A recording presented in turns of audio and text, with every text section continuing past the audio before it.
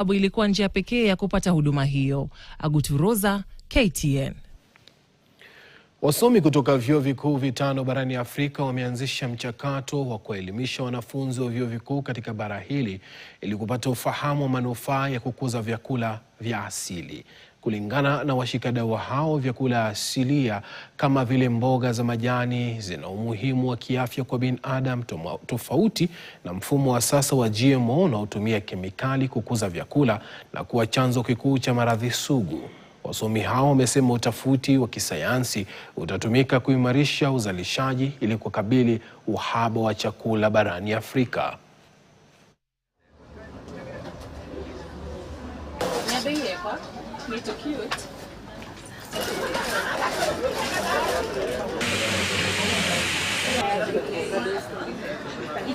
These are crops which are very important for nutrition and also very important for our agriculture because they are resilient. So there's no way we can have sustainability without resilient crops. They don't require so much rain, they don't require a lot of pesticides, they are traditional crops.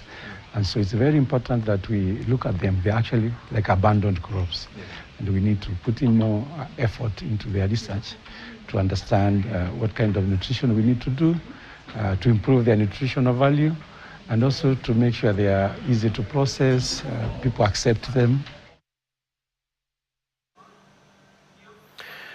Wafanyabiashara wa nyama mjini